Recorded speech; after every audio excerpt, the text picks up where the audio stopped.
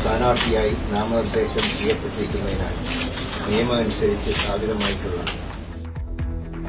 തെരഞ്ഞെടുപ്പ് ചിത്രം തെളിഞ്ഞതോടെ പത്രികാ സമർപ്പണം അതിവേഗത്തിൽ. പ്രധാന സ്ഥാനാർത്ഥികൾ പത്രിക സമർപ്പിച്ചു. താനൂരിൽ മുഹമ്മദ് സമീറും വള്ളിക്കുന്നിൽ AP മുസ്തഫയും LDF സ്ഥാനാർത്ഥികൾ. പുനലൂരിൽ കോൺഗ്രസ് ലീഗ് തർക്കം തുടരുന്നു. മങ്കടയിൽ ലീഗിന് വിമത സ്ഥാനാർത്ഥി. മൂന്നാം ഘട്ട പട്ടിക പ്രഖ്യാപിച്ചു BJP.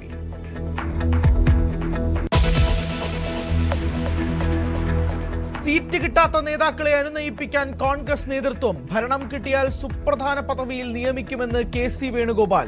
എല്ലാവർക്കും പാർട്ടി പദവി നൽകുമെന്ന് VD സതീശൻ. നിങ്ങൾ ഇങ്ങനെ ഈ ഗ്രൂപ്പിൽ കിടന്ന് ഈ സംസാരിക്കാതെ നിങ്ങൾ ഒരു കാര്യം ചെയ്യുക. എല്ലാം കൂടെ ഒറ്റക്കെട്ടായി നിന്നിട്ട് ജോയിയെ തോൽപ്പിക്കുക. ജോയി തോൽപ്പിക്കാൻ എന്താണ് മാർഗം എന്നുള്ളത് ആദ്യം ചിന്തിക്കുക. ആ മാർഗം കഹാറിനെ ജയിപ്പിക്കുക.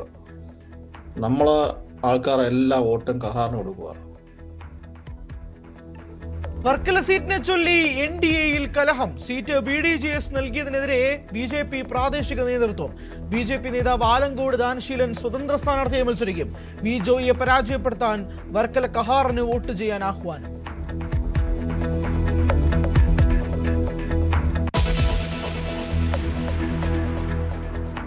സുധാകരനെ ഫോണിൽ വിളിക്കാൻ ശ്രമിച്ചെന്ന മുഖ്യമന്ത്രിയുടെ പ്രസ്താവന ശരിവെച്ച് CPM ജില്ലാ സെക്രട്ടറി R നാസർ. പിണറായി പറഞ്ഞത് News 18 നൽകിയ അഭിമുഖത്തിൽ ഉണ്ടായ കാര്യങ്ങൾ മുഖ്യമന്ത്രിയെ അറിയിച്ചിരുന്നുവെന്നും നാസർ. നീതിമാനായ ഭരണാധികാരിയായിരുന്നു സുധാകരൻ, കള്ളം പറയില്ലെന്ന് VD സതീശൻ.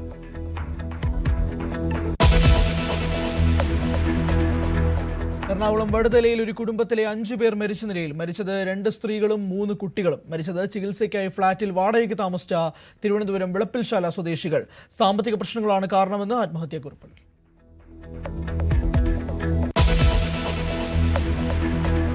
കാസർഗോഡ് മുഗ്രാലിൽ BLO പുഴയിൽ ചാടി ജീവനൊടുക്കി. ആത്മഹത്യ ചെയ്തത് മുഗ്രാൽ പുത്തൂർക്കടവത്ത് സ്വദേശി സവാദ്. ജോലി സമ്മർദ്ദമാണ് കാരണമെന്ന് ആത്മഹത്യാക്കുറിപ്പിൽ.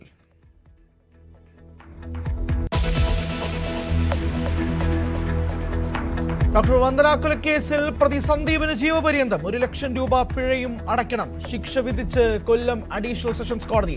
വധശിക്ഷ ലഭിക്കാത്തതിൽ നിരാശയെന്ന് വന്ദനയുടെ കുടുംബം.